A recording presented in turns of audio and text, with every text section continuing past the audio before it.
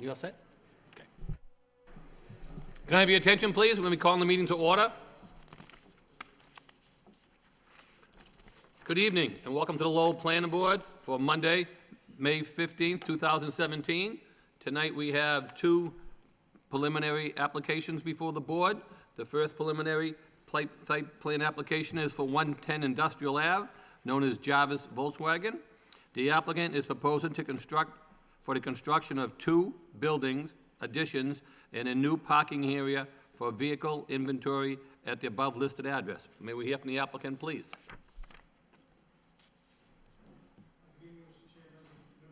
For the record, my name is Brian Melissi. I'm an engineer with Whitman and Bingham Associates, here representing the Jarvis family, Jarvis Volkswagen. Also with me tonight is Peter Jarvis, as well as Mark Wilcox. He is an architect with Gavin and Sullivan Architects, the project architect. As you had said, the property is located at 110 Industrial Ave, which is where Jarvis Kia and Jarvis Volkswagen is currently doing business. The proposal in front of you, again, it's a pre-application hearing to go over the two building additions and some of the site work that's involved in the project. So if it's okay with you, Mr. Chair, I'd like to turn it over to Mark Wilcox. He can discuss the building very briefly, and I'll come back up and talk about a little bit about the site. That's fine, sir. Thank you. Thank you. Again, Mark Wilcox, Gavin and Sullivan Architects. Yes, there's two building additions going on in this building. On the rendering you see over there on the left-hand side there is the showroom itself, and on the right-hand side is the service center. On your packets that the board, I presented to the board, on the bottom right-hand side, it gives you the breakdowns of the square footages. The showroom will, when you add the addition and the existing condition, you'll get about 10,429 square feet. The service building, which is on the right-hand side there, we're adding 8 bays in the back corner, and that in itself would be a total of 17,086. So if you flip to the next sheet on your packet, the other way. I have some exterior elevations. The one on the top is the front of the building. We received a packet from Volkswagen through the review architect, and that that team designed the building, and we, in turn, are taking it the next step to get approvals, as well as having the construction documents created. But they create this is the look of Volkswagen that they like to have in all their dealerships, which is consisting of ACM, which is a clad metal, and it's going to be white, and it wraps around the top of the building. And also you can see it's around the, where the entry is, where the double door is. And also it has clear anodized glass for the bulk of the front of the building. On the right-hand side, you see there's some Service Express in service. It's where the person coming in for service can drive in, drop the car off out of the weather, yes. And also then the service technicians drive it off to get serviced. The next elevation is the north elevation, which is towards the tracks. It's just basically some more storefront glass and some ACM. And if you continue down the sheet, the south elevation is towards the service center, and it's just more ACM and storefront glass. And the bottom drawing is basically the rear of the building. So if you flip to the next sheet,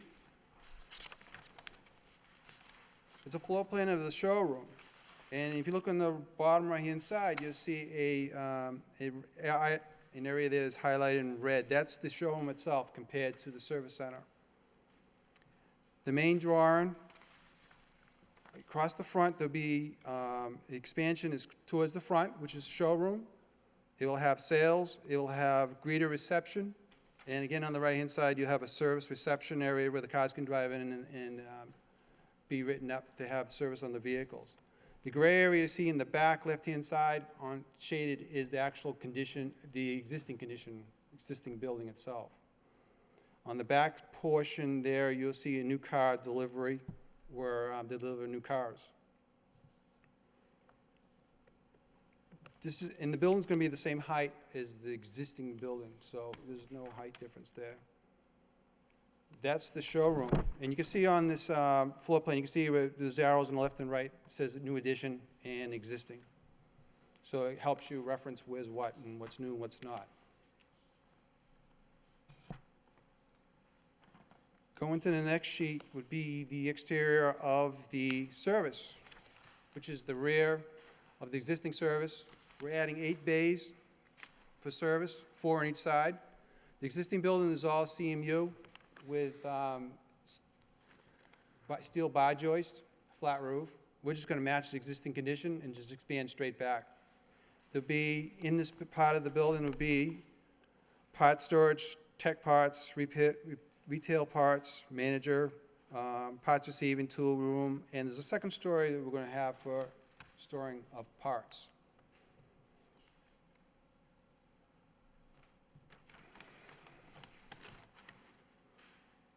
So this building, as I mentioned earlier, it's all a continuation of the CMU, which is concrete masonry unit. Just comes straight to the rear. Same height as the existing building, and it'll be just all service in the tail end of this building. That concludes my architectural presentation.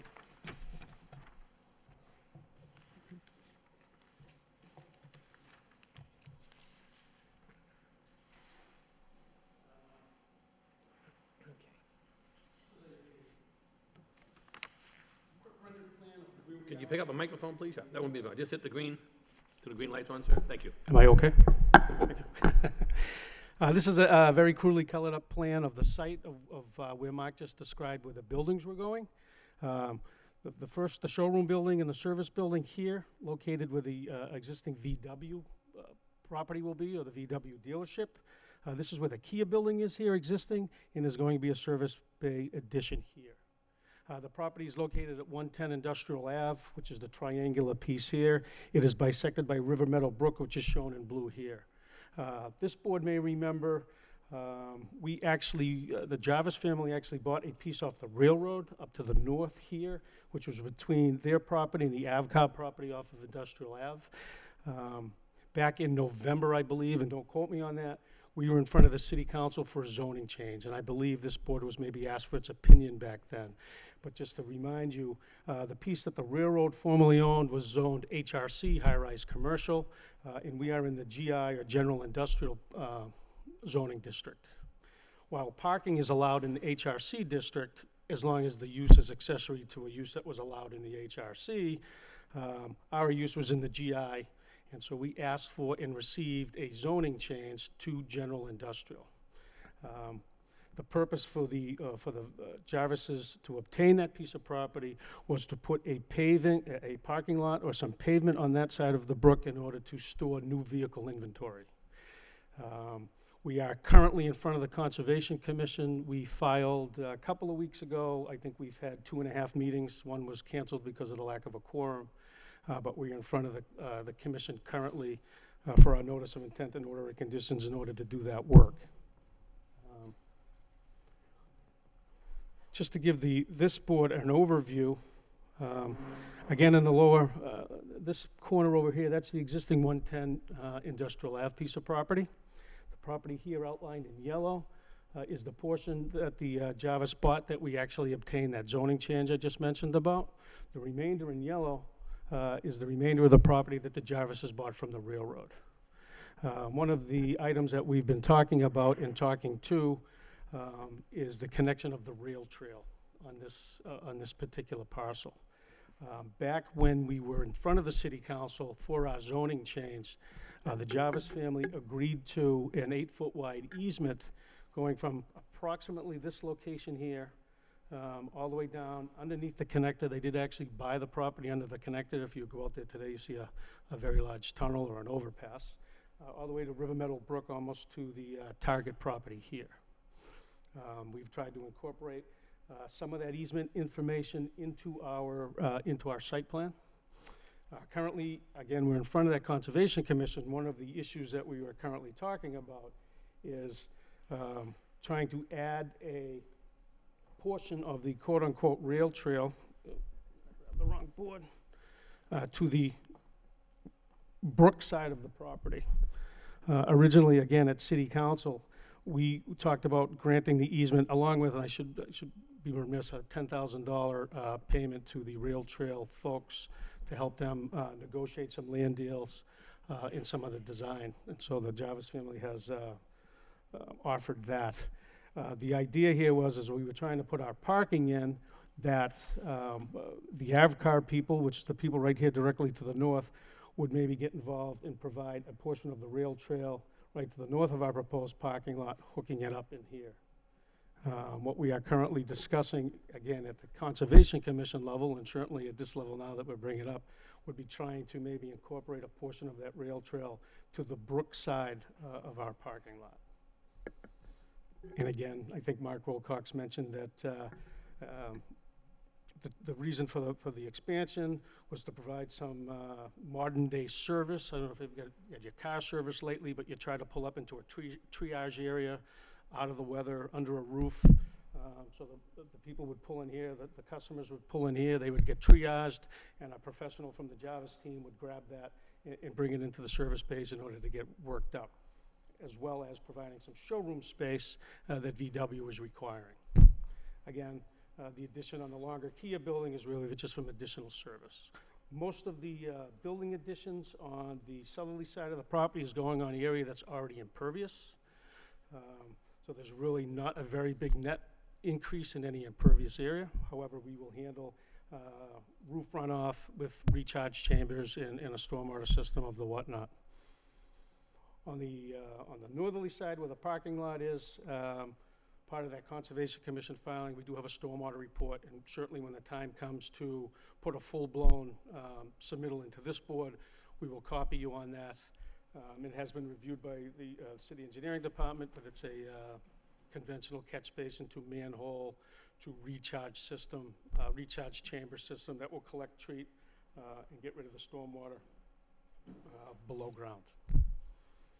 I know I was very brief and probably missed a few points. The property obviously is serviced by municipal water, it's serviced by municipal sewer, and we would certainly provide those details on reworking some of that infrastructure to the new building. And again, I know I was very brief, but I would turn it back over to you, Mr. Chair, to answer any questions. Is there a plan that shows where the rail trail is, and where it would appear? As of right now, the only portion that's shown where the rail trail is the portion here that goes out underneath. We weren't proposing anything for our first part to put any of the rail trail on this piece. And we've been in discussions with some of the representatives from the rail trail on trying to squeeze that in there or trying to accommodate some of their concerns. I would think that would Rich, make sure you put your mic on. a site plan for future consideration, just so that we can clearly see what's happening. Absolutely, and I will say that we literally just had a meeting about an hour ago, and we developed these plans. By the time that the full-blown submittal gets to you, we will have that information on a plan, all right. absolutely. That would be. Absolutely. The other question I have, that paved strip on the other side of the brook, how many cars will that accommodate, and what's your plan to move them back and forth? Are you gonna? So originally, I believe we had about 90 cars over there. And when I mean originally, it was laid out according to zoning with a full depth, 18-foot parking spot length with a 24-foot aisle. And it did encroach a little bit more onto the area that you show in green here. As part of the meetings with the Conservation Commission, we have taken that edge of pavement and we have dialed it back. It's hard to see on this plan, but what we have held now is there's still an existing rails within that old railroad easement. Oh, yeah. And what we've done is we've taken the further south rail and kind of held that as our limit of work. So in a roundabout way, to answer your question, no longer do we meet conventional zoning on some of the parking spaces there. So it's turned in from a parking lot, if you will, to a paved area As where we far can as store staging. where we can store as many new vehicles as we could. So no longer does it really encompass a formal parking striped layout, but what we're trying to do is kind of garner as much pavement area as we can and still satisfy some of the other commissions.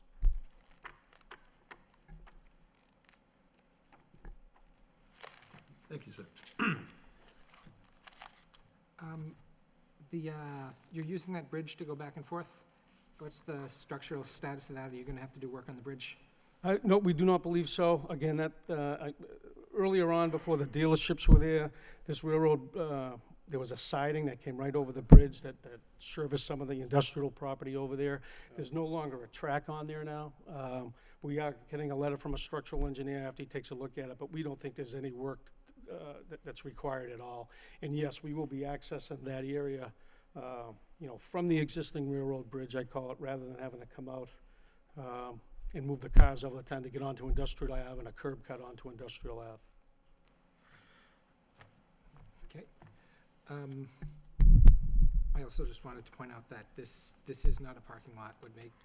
This is like any other outdoor storage of commercial goods. A parking lot, by our definition, in which space is available either to long-term or to transient or casual parkers. This is not used by parkers. And this isn't just, some technical wording here. It's the difference between, the customers of a store, including first-time people coming in and trying to maneuver inside the lot and find their space, versus only the employees there who do this for a living and do this all the time, and there not being any sort of conflicts with different people coming in and out. This works different than a parking lot. It is entirely appropriate to treat it different than a parking lot. And that is exactly the truth. I mean, nobody would be over there except for employees of Jarvis. I notice you don't even have a curb cut. Excuse me? I notice you don't even have a curb cut to it from the street. Correct. You gave us an elevation of the building, but we don't see a landscape shot or a landscape plan on the other side of the brook in our submittals. And I'd be concerned about, that side from the street. Are you buffering it? Are you screening it? What are you doing with that? And certainly the proposal will include something like that. Yep. Is the street, the side closest to Industrial Ave, is that meant to be a display from the street? You can see your, If I may. north of the brook, This area here? north of the brook. Here. Yeah, there. You're not supposed to see cars from the street. There would be not display, really just vehicle inventory, somewhere to park. And if someone said, geez, I'd like to see that red VW, an employee would go over, get it, and bring it out. So, yeah, there really wouldn't be a need for the general public to be on that side of the brook whatsoever. Okay. Yep. Thank you.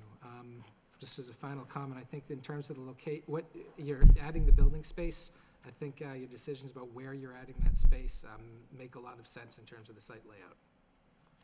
Instead of like a separate building or in the direction they go, that's I think that's nice design. Thank you. Those are my comments. Thank you. Did Brian want to say anything else after? Anything else on behalf of the applicant? No? I have one more question. Okay, because I'm going to ask some other people in the audience if they want to speak. Okay. All right. Okay, go ahead, Rich. If you could comment on your impact on the waterway.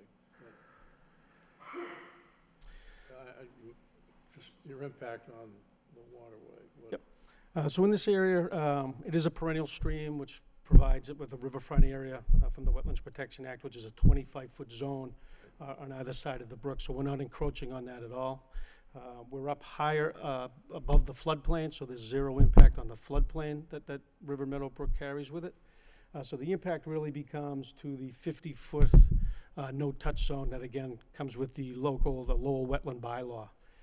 And while we do encroach on some of that, a lot more on the original proposal, like I had said, we've kind of dialed that back to try to hold our edge to either that 50-foot zone or the most southerly rail that's there now. And we contend that it's a pre-disturbed area. Yes, we're going to pave it and render that impervious. However, with the stormwater system that I briefly described, we will collect, treat all stormwater according to the 10 standards of the Massachusetts Department of Environmental Protection. So we really do think that we've tried to minimize any of the impacts to the brook. Okay, thank you. Okay. Thank you, sir. I notice this is a public hearing because it's a pre-app, but does anybody here from the public have any questions or concerns or any comments they'd like to address? New brace, sorry, it's squeaking. Sandy McNamara. I just want to say, as a retired inspector, I can't say enough about how his land was always so perfect, and anybody that, even if they seen you driving on, was well-respected you when you were on the site, and again, I can't say enough. I wish we had more buildings like that in the city. Thank you, ma'am. Anyone else have any comments they want to address for the board? Yes, if you'd like. I'm Dick Williamson. I'm from Sudbury, and you may ask, why is anybody from Sudbury coming all the way up to Lowell? Well, a number of us are wearing the hats, which are from the Friends of the Bruce Freeman Rail Trail. We have people here from Sudbury, Concord, Acton, Chelmsford, right on up to Lowell, because we've all been working on this trail. And we are very anxious to see it extended into Lowell. It stops right now officially at the Chelmsford-Lowell line. But we hope to be able to work with Jarvis and the Planning Board and the City of Lowell to get this extended, because it's going to be a prime great rail trail. It'll be like 26 miles long. And instead of stopping short of Lowell, we hope it'll get into Lowell. Just one minor comment that 8 foot is fairly narrow for a rail trail. Any kind of traffic on that trail you'll find is very congested at 8 feet. The standard for rail trails is a 10 to 12 foot wide travel surface. And if you squeeze for space instead of going for 12, maybe you can dial it back to 10. But 8 gets to be marginal in terms of the design for any volume of traffic. And if you all are successful in extending this, I assure you there will be a large volume of traffic. Thank you. Thank you, sir.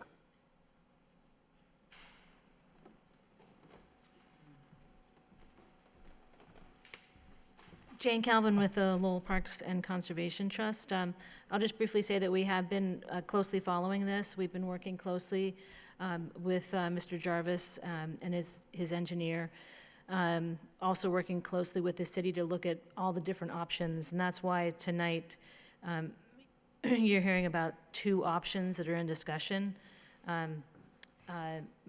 My preference, and personally, is to have it, and it appears to be the conscom too, is to have it go between the brook and the cars.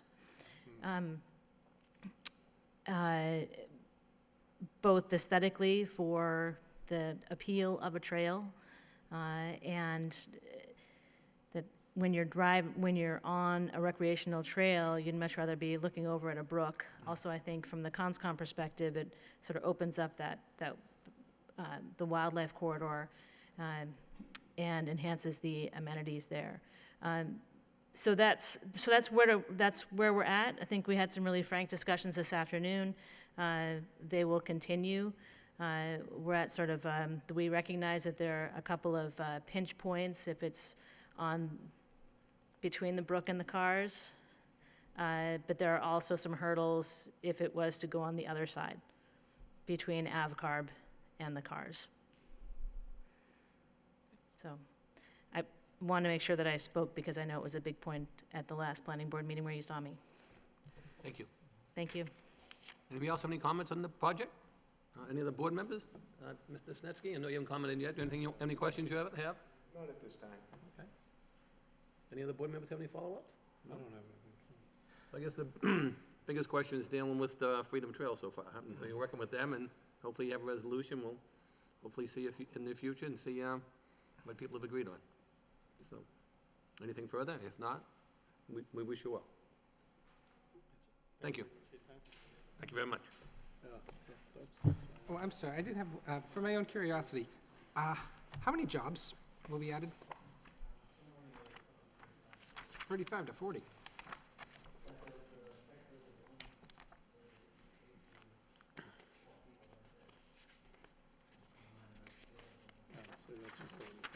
Excellent, thank you. Thank you very much. Thank you very much.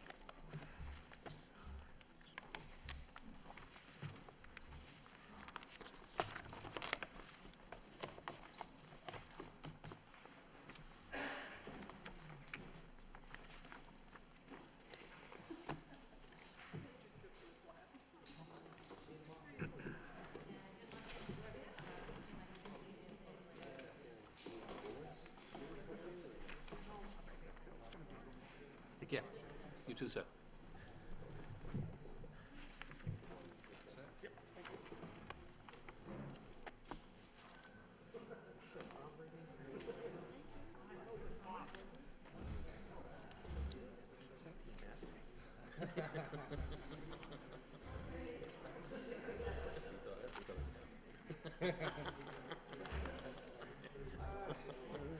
Except give that less than $50.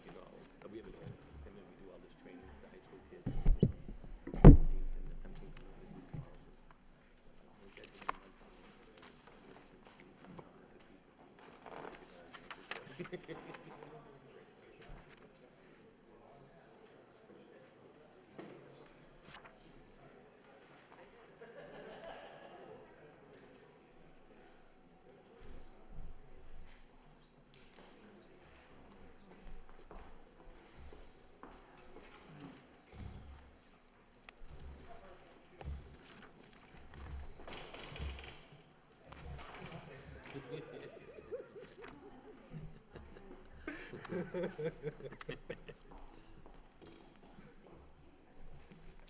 Okay, moving along on the agenda, the next matter is a preliminary site plan application, 650 Merrimack Street, known as Jean Dark.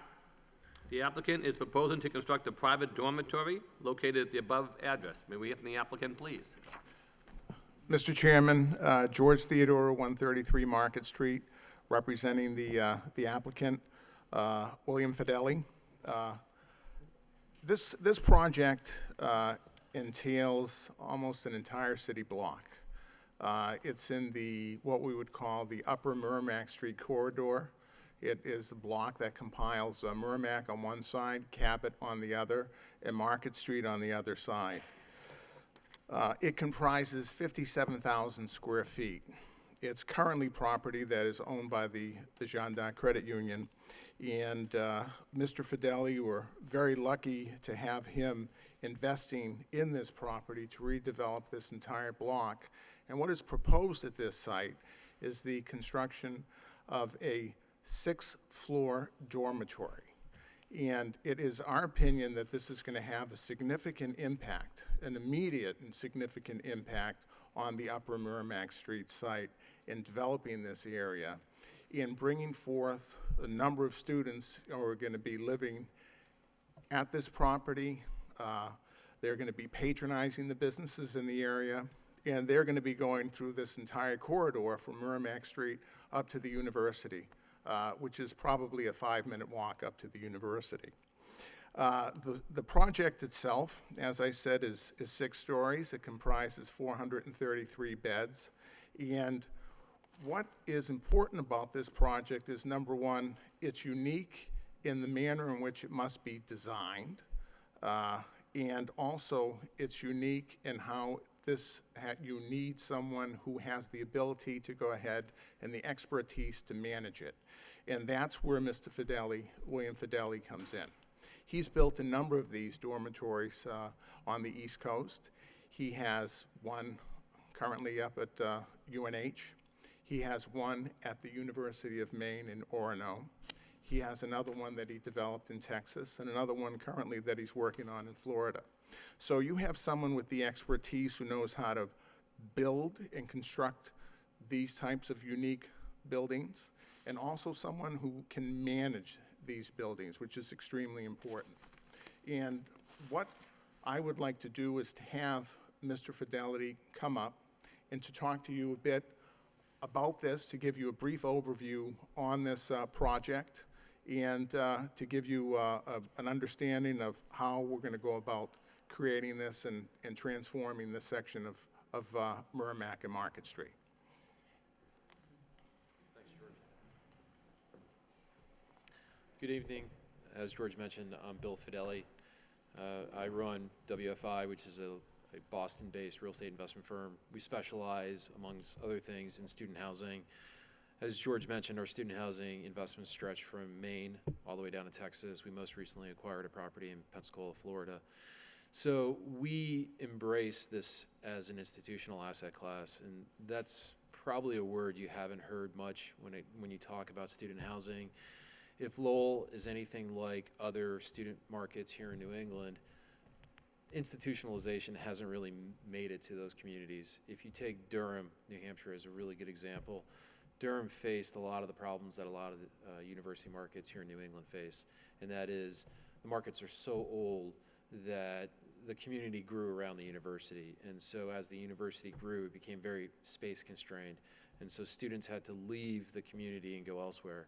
In Durham, for example, there were 2 times the number of students who lived in the towns of Newmarket and Portsmouth as who lived in Durham. And really, when you're a college, and I'm sure we all here went to college, college is one of those times that you should live in an environment with your peers. You should live with other students. And the last thing you want is a student who's late for class, he's late for his test, and he's speeding through the school bus zone. As a parent, who brings their child to the bus stop, I don't want to see a kid racing out to get to campus and blowing right through the bus stop. Moreover, in the evening, you don't want the opposite. You don't want that individual out at night and then driving back to wherever he's going. And this project on Merrimack Street is one that we feel promotes transit-oriented development. I know that's a hot term here in Massachusetts, but the reality is if you're a resident and you're going to live in this property, you're going to walk to campus. You're going to ride your bike, hopefully, or you're going to go take one of the buses. 3 separate school bus lines pass this property. The student center is 3 minutes away by foot where all the buses stop. And there's also the Lowell Transit Regional bus that goes right up and down Merrimack Street. In fact, has a stop across the street from this property. So what we're trying to do is we're trying to encourage residents to stay, give them a reason not to get in their car and leave the evening, leave for the weekend. And we feel that this is the last piece of the puzzle that connects UMass Lowell's North Campus to downtown, right down Merrimack Street. And so the way we've thought about developing this asset is if you look at the rendering here, you have a little bit of the elements and the flair from the old mill past of the city. You also have other elements of the architecture that conveys what's going forward, what's the future of Lowell. And in terms of designing the individual units and then the greater use of this building, this is what's called purpose-built student housing. And so when you design the building, you think about the resident and everything that resident needs. And so it's everything from a fully furnished apartment to bed bath parity, meaning that each bedroom has their own private bathroom, because students today have to have this or else they can't be happy living. It's a little bit of a joke. What you don't realize is more than half of the students who go to college today have never shared a bedroom in their entire life. That's right. Shocking, isn't it? Mm-hmm. And if you look at the national demographics, we finally, as a country, surpassed 80% of high school students graduating high school. And it's just the law of large numbers. More people are graduating high school, more of those individuals are going on to college. And if you look at the post-millennial generation, the post-millennials are having birth rates right now on par of the millennial generation. So there's just massive tailwind. Just look at the university. The university here has grown in size massively. It should only continue to do so. I mean, UMass Lowell should be commended for doing a great job. If you look at the types of students they produce, those individuals go out and find a job in the workforce, and they're getting paid heads and shoulders above their peers at other universities. That should only promote more university growth. If that were to happen, where are those individuals going to live? Right now, there is a supply-demand imbalance at the university. 100% of the students who go to that school cannot find a bed on campus. If you subtract the ones that commute to school, they still can't find a bed on campus. In fact, only 32% of those who commute live at home. That means I gotta do the math in my head. 68% live elsewhere. Where do they live? I'm sure a number of them live in the city. And so, look, I'm happy to explain to you how we think about housing, how we design. One of the things you have to keep in mind is you make it very easy for mom and dad. So mom and dad guarantee their students' portion of the rent. We don't rent by the unit, we rent by the bed. I know that there's an example of that elsewhere in town, and it hasn't been the best example. The reality is, as a parent, that's a good thing. So if you're renting a 4-bedroom unit, you don't want to have to guarantee 3 other individuals who you might not know as well. You want to guarantee your child's rent. Your one rent check includes everything: furniture, utilities, cable, internet, common area amenities on the first floor. And that's another thing. We design the entire streetscape to be harmonious, to continue that feel of a community in town. And so you're taking what I'll call a dead space on Merrimack Street, and you're replacing it with a vibrant community. This community is where you're gonna have residents coming and going at many different hours of the day, primarily during the daytime, obviously, because hopefully they get up in the morning, they go to class, they come home in the evening, they do their studying, and then they may go out in the evening as well. But it is one where we want to convey an inside-out feel. That's why we have a lot of glass on the streetscape, because on the first floor, we're gonna have our leasing office, we'll have a maintenance office in there, there will be a business center, a fitness center, a clubhouse. So there are a lot of activities. In fact, I anticipate having the fitness center on the street side, so you have that look and feel. And I anticipate our fitness center being open for, it probably won't be 24/7. I'll probably put restrictions on it, but it's going to have vibrancy during later hours into the evening. And that's another thing in terms of, I'm sure everyone wants to know about security. Everybody wants to know about property management.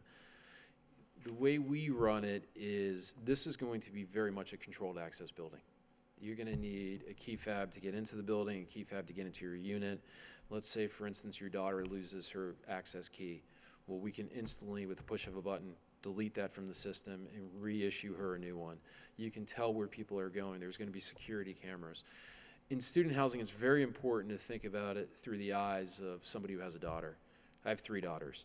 And so you need to feel very comfortable about, will I let my child live in this building? And so that's the type of building we tried to build.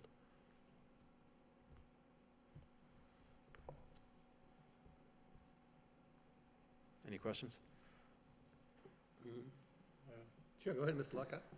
Would you consider a commercial space along the Merrimack Street front, Would we restaurant? consider it? Retail? Sure, activity? absolutely, we would consider it. One thing I will let you know is you want to be very careful as to what commercial use you put in a building with students. So for instance, if you think you want a professional office in there, well, professional office doesn't want to be around the tenants that we are going to target and are more than likely going to live there. And so you don't want to be left with, I don't want something on the other end of the spectrum that may not be a good fit. Like, for instance, I don't want a liquor store in there. It's not something I want to promote with students there. So finding that right user is always a challenge. Our economic development office would assist you in choosing the right type of tenant. Sure. More than happy to work with you on that type of thing. Another, look, here's a good developer answer to that question. We want to encourage residents to go and spend money at local community businesses and downtown businesses rather than take them away, have them spend it on a business in our property.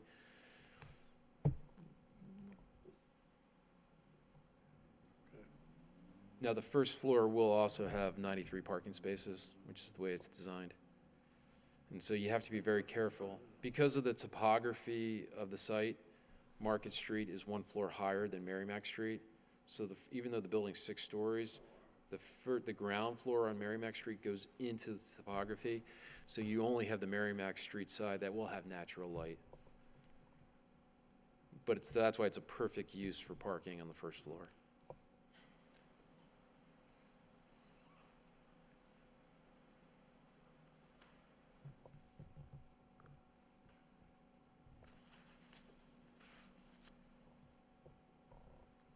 And as far as your exterior, the materials you use, you will have to go before the historic board?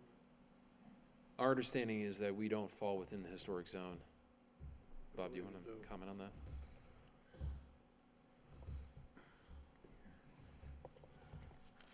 Yes.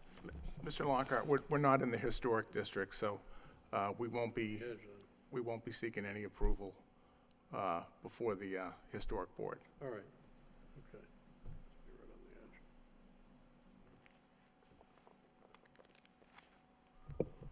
So this is the view from the front. Could you show us what it looked like from Market Street? Do you have any We views don't of have that, an elevation basically? here. Because I know you say it's a whole block, so I'm just curious what that, sure, go right ahead, sir, yeah. I know you talked about, I know, we're familiar with the area, because it's, you've had other construction up there, obviously, but, so that's the fun part. And I know, like you say, the whole area is a whole block, so just curious. Oh, yeah, what's that? Yeah, yeah. Cool, oh, yeah. Okay, good. Okay, so you're gonna have those in the middle of the In the project? middle. Okay. Oh, nice, yeah,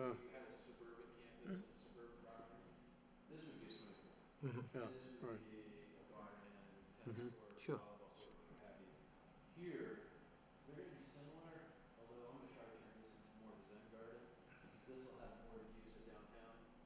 Okay. And if you look up here, this corner up here, initially right now our plan is to make this a study area, a lounge, because this will have gorgeous views of the river and Sure. campus. Sure. Another thing you want to think about is. Could you just pick up that microphone, sir? Because I know they're not picking you up at home. And just hit the green Just hit button, the please. green Thanks, button. appreciate it. Because I know a lot of times they think we're talking to ourselves here, but that's for another night. That you want to think about is, and I know this is inside the building, not look at, but if you look here on the floor plates, every floor is going to have some type of amenity space. And so here, the amenity spaces that we're thinking about vertically stacking here are study rooms. So on top of it, you're going to have a business center study area on the first floor as well. And as much as we're developers, we want to make our return, obviously, but you have to keep in mind that the residents here are going to college. And their number one job is to study, get an education. And so we try to promote that as much as possible. If you keep the parents happy, the kids will be happy, you'll be happy. Right. Well, another thing is the They're the ones who are paying the money, yeah. well, it's not like we went to college. An average student today spends 5.1 years in school. Yeah, I was surprised at that, but it's, yeah, it's true. Sometimes it's even higher, they're saying now, yeah. Can I just see that middle plan again? I like that one. Yeah, the top one, yeah, I like to see that one. Yeah, that isn't it. That's nice to see. Because then we get a better picture of, Yeah, yeah. Okay. So on the back part of Market Street, there'll all be, basically, can you just explain what the view from Market Street would be? Right down the bottom if you could, yep. yeah, it's right on the front, right on the street, yeah. So we started here, this is more or less the high point. Yep. And this is more or less the low point. And so we tried to assemble this parcel as well to make it a more uniform building. Unfortunately, that never materialized. Okay. And so this is now the first residential floor. So we're gonna have apartments from here to here. Okay. This also is the loading zone that we would be talking to the zoning board about. And so we intend to, the way that you think about this, the way the flow is going to work. If you look here, right? So one of the things everybody's gonna wanna understand is, how do we have move in and move out? Mhm. Right? The way that these leases work is they're 11.5-month leases and 12-month installments. So you have to assume that 100% of your units or your bed spaces occur on the same day, and 100% of the students move in on the same day. Reality is you're gonna have some people renew, so you're never gonna have 100%, but you have to assume that. So the way we're gonna work move-in is, we're gonna empty out parking of the garage, and we're gonna have an assembly line. So if you're a parent, you're dropping your child off, you're gonna drive in here, drive over here, you're gonna have employees or interns come empty your car for you. They're gonna bring all of your stuff to the elevator. Another employee's gonna take it up to the floor you're on. A third employee's gonna take it to your unit. And you just continue to drive, you're gonna get out of your car, drive all the way around, and then you go park elsewhere, and you come back and it's done. And we're gonna stagger it, right? So you're gonna have a 2-hour window, you're gonna have a 2-hour window, you'll have a 2-hour window. And, or you are on Saturday, you're on Sunday, you're on Monday, however it may work. During the week, let's say you need to make a delivery. Deliveries are gonna be over here in the loading zone. That was what the big picture was on the back of Market Street there, yeah. Correct. Okay. And so trash, So you're gonna need those eventually and trash everything. will be over here as well. So they'll all be on Market Street on the back? Right. Okay. And so we were trying to keep flow off of Merrimack Street, plus the topography worked out Yeah. to do it in that Because way. like you say, the back Market Street's different elevation than, Right. so. Yeah, it's important the way you move them in and move them out. I've had experience with that with my kids, especially in Manhattan, so. Oh, there you go. I in 15 minutes, I was towed, whether I was in the car or not. All your trash would be handled out of that corner right there? Correct. Right in here. Okay. And another interesting element of the building is this structure here is a one-story structure. And so the height of this garden, this outdoor area is above this one-story structure. So they're going to have view lines going southward. I like to think of it south this way, north that way, even though it's So what more are you gonna put in the bigger one? You said it'd be, it's to be determined. I'm okay. going to figure But that it's out. basically open space for. Correct. Yeah, right. So we're going to promote outdoor usage, outdoor space, because if you just look at the site plan, we're using the site. Yeah. It's definitely urban infill, but it's urban infill that gives you Because you some don't have element any, of outdoor the space. streetscape area to do your Right. open space, so you wanna do it and capture it inside. And then we're going to use the roof. The roof will be all your mechanicals and their farms up on the roof. And so you won't be able to see that from the street. There will be some architectural flair up top that will hide all the mechanicals. It's too bad you couldn't pick up that back building, that'd really be nice. It would have been a nicer You know, I mean, it would design. just Yeah, really open it square it up. all off, well, Open it rectangle off, right whatever you up, wanna yeah. say, but yeah, it'd be really nice to be at that one. What are your thoughts on landscaping? You got some things. So, and you might want to pick this up, but we're going to redo all the sidewalks, I anticipate. All right, we're going to definitely improve all the lighting around the Very building. important. And then, where necessary, obviously, we'll use shrubs, trees, as much greenery as possible to fit in there. If you look over here, this is more than enough space that we had for setbacks that allow the firemen to come and access any potential fire hazards from the back of the building. So there's 14 street trees that are required by the zoning, all the way around Merrimack, Cabot, and Market Street. Right now, I believe there's only 3 that exist today. So the plan, this is the architectural rendering, but the site plan down below shows 14 trees. And then in the courtyards also, the courtyards will also be vegetated as well. We get the drift. Yeah, we think so. Mr. Dick, any questions? Yes, I do have a couple of questions. I see that we have a very specific section of the zoning code, for private dormitories in the City of Lowell Code. And 2 items that kind of jumped out at me was, one is the parking requirement. And I understand is it 466 beds or 433 beds? 466. So by that code, I believe, it would require 1 space for every 233. You're proposing 93. Can you speak to the justification of that, or are you pleading the mercy of the court? Well, no, we're working on that. We've got 93 spaces on site. We're also working on leasing spaces, and by the time we make our filing, I think we're going to have proposals in place to be able to satisfy that requirement, both publicly and privately. Okay, that answers that.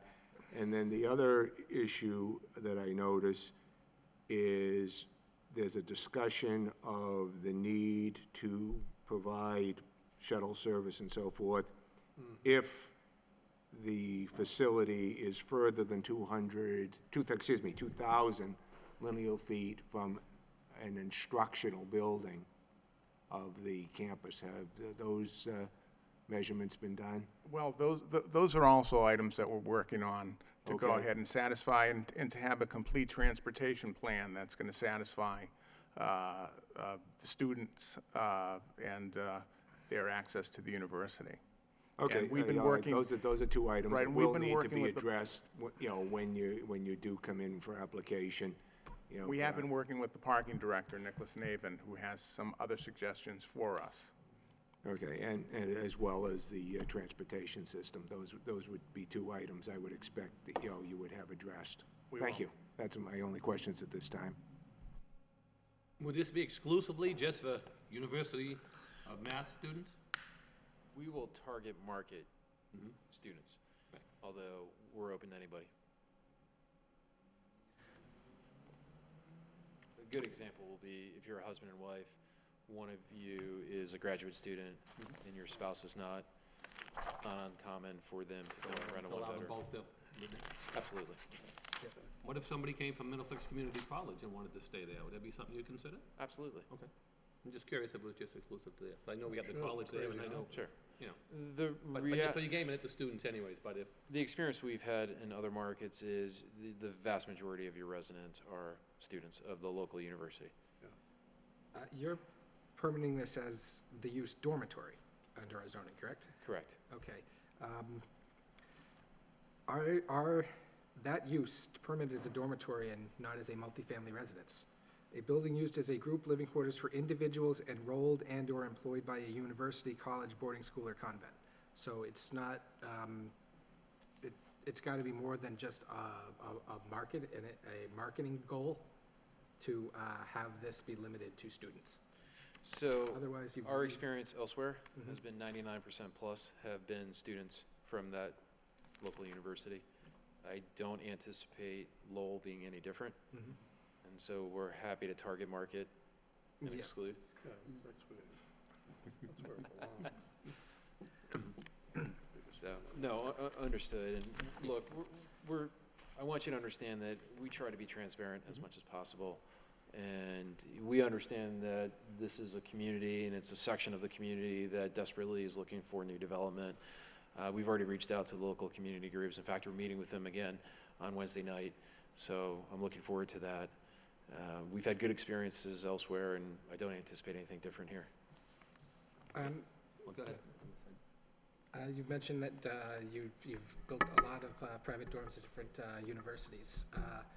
Have any of those been in an urban environment comparable to this?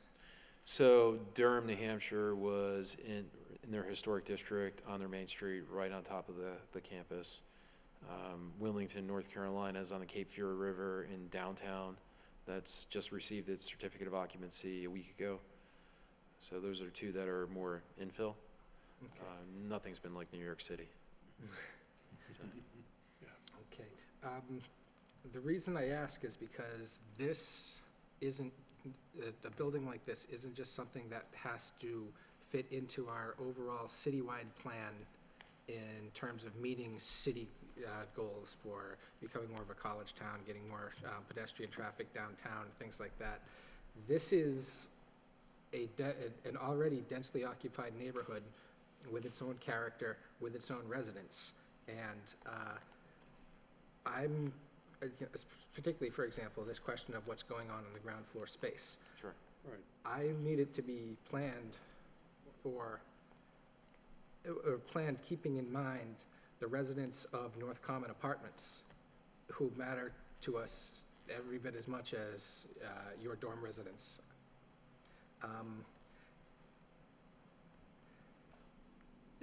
There's really a strong town-gown interface, literally face-to-face across the street at this location.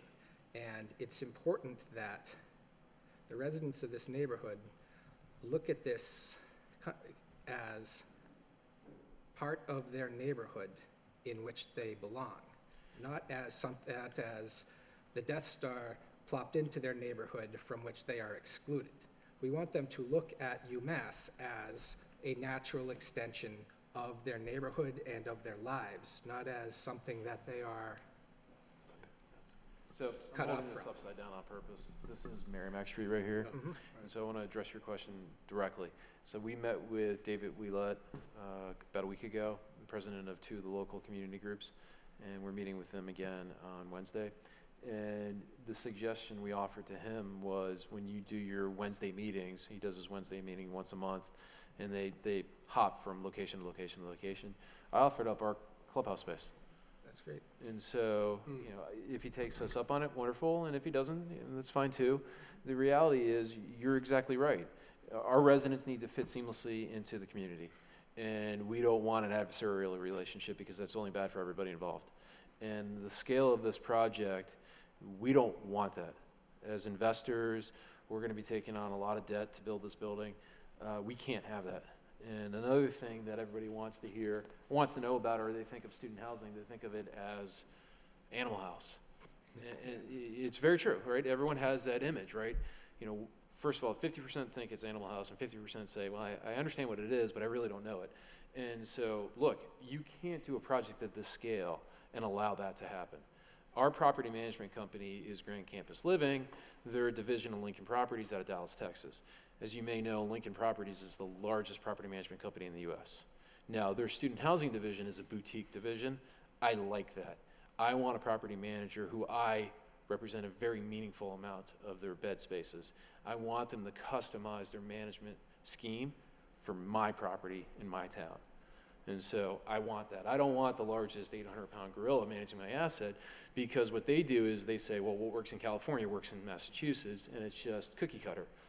I can't have that. Again, if, you know, I'm investing in this project, my kids are investing in this project, we're taking on debt in a fair amount of size to build it, I can't have that.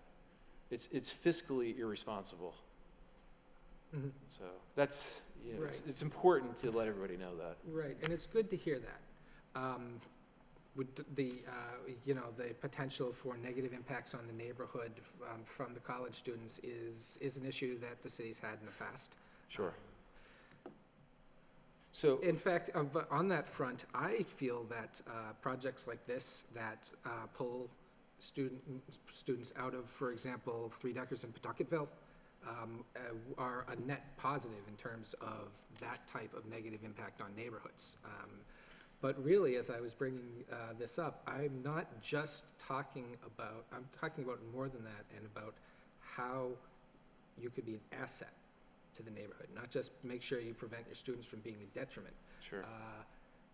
Storefront spaces that actually offer something that that neighborhood residents want, for example. Okay, so it's not, you know, that's the type of thing I'm talking about, with the actual social and economic as well as physical smooth integration into the neighborhood.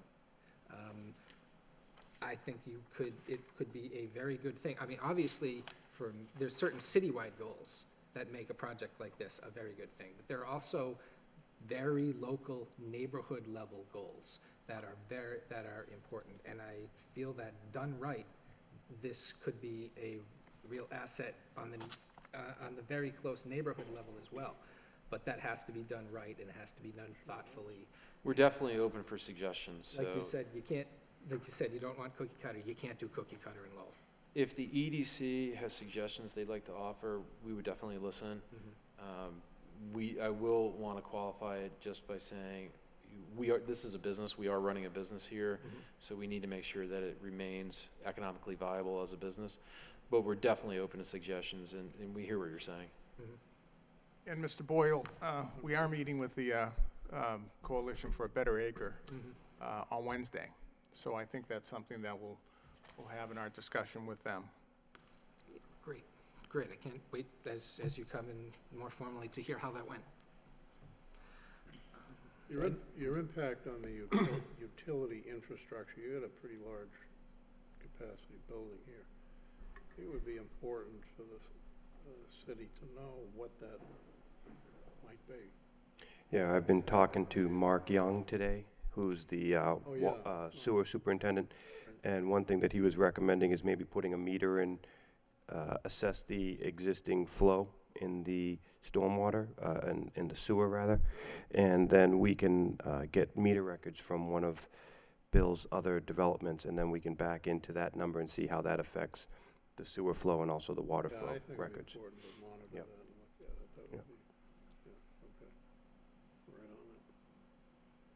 So talk about the property maintenance. I know under the code, I'm sure you're familiar, you know, they need so many people per floor, per dorm to make sure they're for security reasons and everything else, I mean, it breaks down There's a whole to the guideline. Absolutely. rationale. And we'll But I'm have- sure you've dealt with that on other places, but, I We'll mean, have- ours says so many per, what's it say, Joe? Exact language? Let's see, on-site management staff that shall include a minimum of one on-site security guard at all times, property management on-site or on call 24 hours a day, a full-time live-in community assistant, Yeah. professionally trained to provide support, and one student RA provided for the first 50 students, and an additional, per each additional 50 or portion thereof.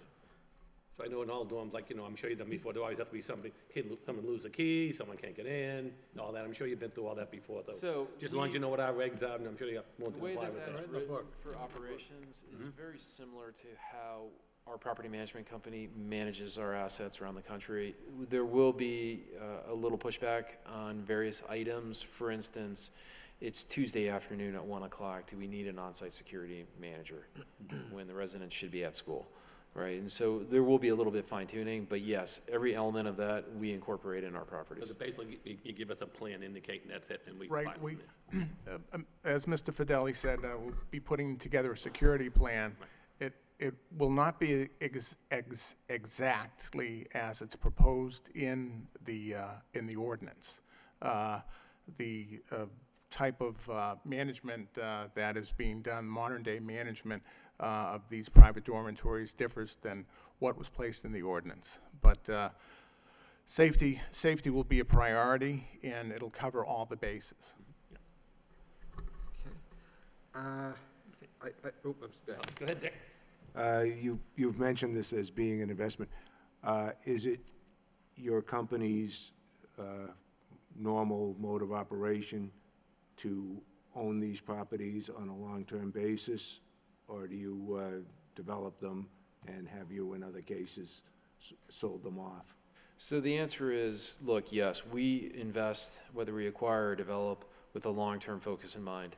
However, these are investments, and from time to time, it does make sense to divest of your investments, and we will do that in the future if and when that situation presents itself. But going into this investment, our intent is to be in here long-term. What is your timeline? And also, if I might add, we're not going to be seeking any TIF or any relief from the city. And as you can see in one of the comments, that the city is requiring us to sign a restriction that would not be turned over into any type of affordable housing. Well, actually, that's where I was going with this, Counselor. Would the developer be agreeable to,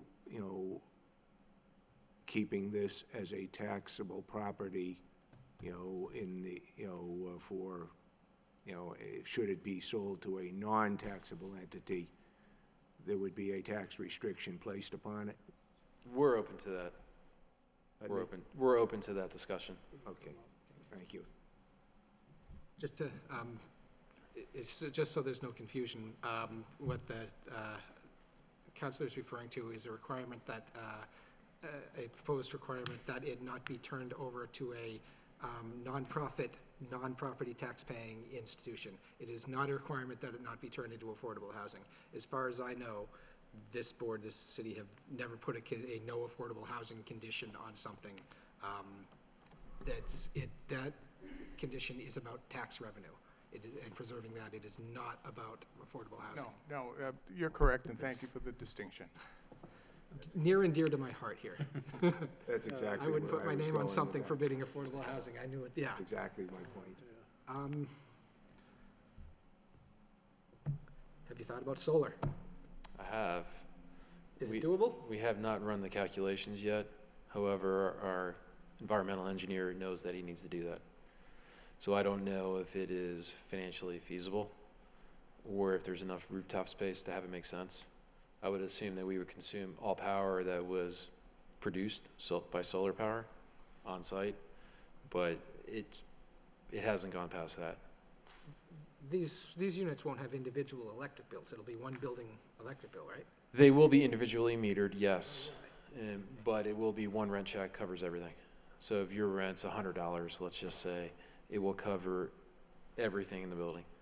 Oh, okay. They're individually metered, but they aren't receiving their own utility bills? No, we receive those. Right, In okay. fact, we have a third-party service called Conservice that we will outsource to, that will be monitoring everything, so we'll know if, let's just say, something went wrong with one of the mechanicals. Conservice, our third-party auditor, is gonna pick it up before we will. And so we'll get the phone call, hey, that's probably broken, you need to go fix it. Or there's something nefarious going on in there, you need to go check it out. Right? Do them number. Yeah. Keep it going, any Those- plants in there, yeah. And that's another thing. So look, we traditionally go and walk the units once a quarter. So we know what's going on in our property. These are apartments. Residents are renting apartments. They are living on their own. But you don't build something like this and allow the inmates to run the asylum. Hey, you wanna keep the place Very, nice looking. very dangerous. Absolutely. Absolutely. I mean, And so the feeling that bring people in, you want it to be very nicely. if you think about it in the opposite way, if you allow wear and tear to show, however that wear and tear is produced, it just creates a spiral downward. Yeah. And so you don't want that to happen. It's like not maintaining your car, next thing you know, you gotta pay $10,000 instead of. It's like letting kids eat in your car. You Yeah, let them eat well, one they day. do that anyways, but. Yeah. When do you hope to be back here with a site plan? So our intent is to take it through the approval process starting at the next planning board meeting. June 19th. Okay, oh, good. And, you know, the timeline that we're looking at is we want approvals this year. We want to submit for permits at the end of the year, and we want to be in the ground in Q1 of next year. Makes sense. And so in student housing, another thing that's incredibly important is there's 2 leasing seasons. There's August and August. Because if you don't hit August, you carry it until the next August. And then imagine if your new development doesn't open on time and mom and dad comes to drop off their daughter and their unit's not ready. Yeah. That's a big problem. Get it. How far are you from the nearest academic building? So how you define academic building? Building in which classes are held, I believe. Right, so I'm sure that the student center is within 2,000 Right. feet. I'm sure if you go to Yeah, it East should be. Campus, it's within Yeah. 2,000 feet. Over there by the So, gym. I mean, Yeah. do we need to get creative and say, well, there was a class, or there was a speech, or there was something else? The reality is, this is a pedestrian property. And, you know, we want to promote students walking, riding their bike, taking any of the buses. We've loosely talked to the university. We'll talk to the university in the future about potentially having a shuttle bus stop at our property. But the reality is, like, you walk 3 minutes and you're at the student center and every single shuttle bus stops there. So. It's very helpful for you. And if you really think about it, if you live in our community, and let's say you have a car and you park in one of the 93 spaces, are you really gonna pay to park at our property, drive to North Campus, pay to park a second time, and then walk to your classroom, which is almost the same distance as walking for the first time from our property? So, it may happen, but I envision a resident not choosing to do that. And I envision that their car stays there and maybe they move it on the weekend. The goal is multimodal, so basically, as Bill mentioned, you have bus, pedestrian, and also bike. The satellite lot is really just to meet the requirements that the board has. We don't envision people coming and walking 500 feet to that parking lot, getting in their car and driving another 500 feet to campus.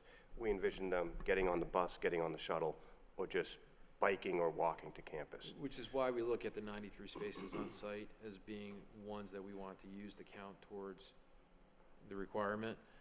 We don't want to encourage students or residents to bring cars. And so meeting the 50% requirement is a way of encouraging people to bring cars. And is that really what we want as a city? Yeah, So, you're preaching to the choir. using your requirement as an argument to not do it, but you get my Yep. point. So, I'm bringing this up because 7.83D, which has the 2,000-foot requirement, says if it's more than 2,000 square feet, you shall submit a transportation plan. Let's see, that the owner or the institution provide regular shuttle bus service between the dormitory and the institution. Okay? You are not proposing your own shuttle? Or you are proposing your own shuttle? We are not. You are not proposing your own shuttle? We are not. Okay. Because we don't feel that we fall outside of the 2,000 linear feet. And additionally, we have all those other modes of transportation Are all those? readily available. That's right. I mean, it's there, Right. definitely is. Right. It seems that it's a little bit of a gray area there. Questions like how you measure the 2,000 square feet and what are we counting as an academic building, and whether you're providing the shuttle service or you're just ensuring that that bus service is available by virtue of having other services being in the area. Where it's a little bit of a gray area, maybe a little bit of a gray solution to Section D here would be appropriate. It's something to think about. When you say that this requirement that you provide shuttle service, and you're saying that there's all this other service available for you to take advantage of, the term that comes into my head is free rider. And perhaps that's the solution right there, that we don't need additional services. But something that would benefit the additional service and reflect your usage of it may be appropriate. There's time between now and the meeting to, this is a conceptual meeting, so there's a concept and it needs to there's more than one way to skin a cat.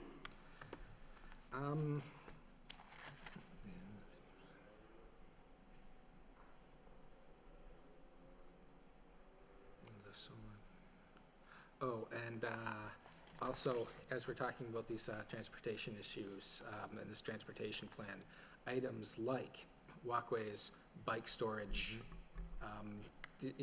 as you're thinking multimodal, designing your building to be multimodal. Absolutely. Yep, taking into account, just as, like, there are those bus routes around. There is existing pedestrian infrastructure around. There are existing residents with their existing requirements and fitting into the neighborhood.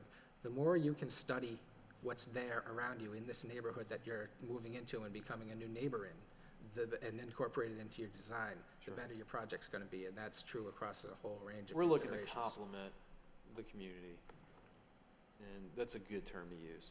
So in terms of, you talk about pedestrian access, right? So we're going to help, especially on Market Street. This is going to be very well lit. The sidewalks will be redone. The intersection here is going to be way more pedestrian friendly. And so absolutely, there's going to be ample bike space inside, and that bike space, I'm sure the students who ride may choose to go up on the little bike path that's in between the buildings as you get a little closer to campus. By all means, I think we're on the same page as you are. Have you been in touch with the LRTA about their buses at all? We're familiar with it, but And there is a bus stop, I think right by the bank, the credit union. Okay, So we're not looking to rock the boat. right. So and so if a resident wants to hop on that bus and let's say go to the mall, Yep. they can easily do that. Yep. Are there any bus stops on the Market Street side? For the LRTA, Yes. I don't know offhand. Okay. Well, like I said, But the UMass Lowell shuttle bus stop, Uh-huh, every single shuttle bus, right here. it's right there. Okay. And so if we were to, one of the off-site spaces we're thinking about for parking is right here. Again, I want to promote staying in the area, walking, bicycle access, riding Mhm. buses. I don't want to encourage or promote automobiles. Right. Your loading zone, unloading zone area, has that been designed with bus or shuttle bus usage in mind? No, Maybe that's something to think about. it is an interesting idea. It's been designed more for trash Mhm. deliveries. Uh-huh. We want, operationally, what I want to promote very, I want to say selfishly, but it's not selfishly, it's actually beneficial to everybody here, is we want to promote coming and going through right here. I see. And Yep. the reason being is, this is our management office. Yep. This is the clubhouse. We'll have a coffee bar set up here, and mail will be in here. We want to know who's coming and going from our building. And the majority of the time, our staff members will be located in this area. You know, other times they'll be walking the rest of the building and around the property, all right? But I want to know who's coming and going for many different reasons, one of which is marketing and leasing. The easiest marketing is, hey, I know you're a sophomore. I know you're coming back your junior year. Where are you living? Why don't you just stay here? So business-wise, it's good for us. Yep. All right, but then when you want to be under control of your property 24/7. And that's the easiest way to do it. And so if we have people coming over here, Yeah. I lose that control. Okay. All right. Yeah, just so as you're thinking about the existing public transportation options that are there, the fact that they're already there, there's two sides to that coin. The first is you don't necessarily have to invent the wheel all by yourself. The other side is if you are going to be making appeals to how you're going to use that existing one, show us how you're complementing it and how you've designed your project in order to take advantage of that, as opposed to just having the line, there is already bus service. Right. Okay? That's where I'm coming from on that. Thank you. Anybody here else this evening want to speak as to this project? Hi, again, Sandra McNamara, retired inspector. And I don't know about your neighborhood, but I know in my neighborhood, I could send you 30 kids that are living in overcrowded housing because, again, they use the best situation they can. And they rent small apartments and put 10 or 12 of them in, which is very dangerous. So I think a project like this is very well, deserved, that we need it in the city. Thanks. Yeah. Thank you, ma'am. Anybody else like to speak? Have any comments tonight from anybody else? Okay, nobody else? Okay. Council, anything else? No, we're looking to file by the end of this week to get on the agenda for the June 19th meeting. I gotta admit, you have Mr. Leidy's here with you, and he hasn't said a word all night long. I gotta say that for the record. Put that in the record. You know- I'm sure, that's why I said anybody else, I'm looking right at him. Just listening. Well, thank you for that, we look forward to your project. Yeah, We wish good you well. project. Thank you. Thank you. Project. That is, that courtyard thing, that's it. Oh, yeah.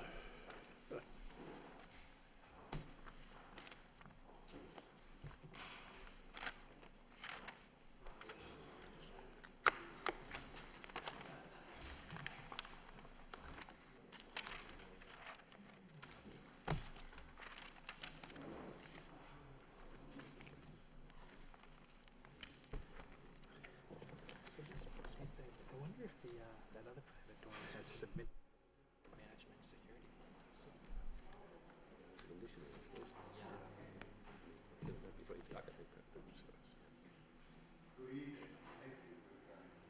Good to see you again, Mr. Leidy. Always good to see you, George.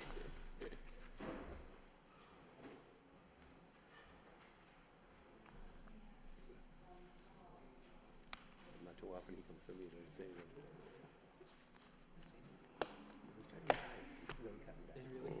Oh, excuse me.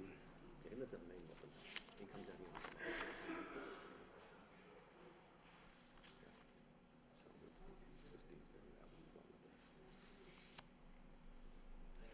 Good night. Thank you, sir. So moving along on the agenda, we have the acceptance of the minutes from May 1st. Anybody have any corrections on, or comments on the May 1st minutes? I know Pat sent them out to us a couple of weeks ago, right after the, actually a couple of days right after the meeting. Oh, yeah. Where this isn't time sensitive, should we do you think we might want to hold off on these to make sure that neither the two absent members have notes? That's fine with me. I read them. I didn't have a problem with them. I don't know what I the didn't rest of you have a guys. problem, no, I'm all set. I mean, I don't think Pat got much negative feedback on the minutes, did he? think he might have gotten one correction back, but he edited it and sent it back out. You guys are pretty good about, Yeah, I thought they were very good. When you sent it to Individually, me, I had no letting us comments know. on them, so. I'd make a motion to approve the minutes if need be. I mean, I'll second the motion. okay, because I know everybody had a chance to see them and comment on them, okay? Yeah. So, motion made, second. All in favor, say aye. Aye. Aye. Any opposition? Hearing none, so those pass. Any further comments from any further board members? Just the historic board, the Doors Open Lowell is coming up this weekend. Okay, oh, yeah, we got an email on that, thank you. Yeah, that's, a lot of work been put into it by Steve Stoll, and it's a great program, so take advantage of it, that's all. Any other board members have any follows up? Anything new from planning staff? Or I think you filled us in a little bit, and you told us, don't forget the plan for next meeting before we leave tonight. Yeah, you got, yes, I have plans for Because you don't want the, to carry those again. Okay, so we'll grab those on the way out, and that's for the next meeting, when we'll have, that'll be Lowell Catholic, right? oh, yeah, that's right. Okay, we entertain a motion to adjourn. So moved. Second by Mr. Snetsky. All in favor, say aye. Aye. Chair votes yes. We are adjourned. Good night, and thank you, everyone.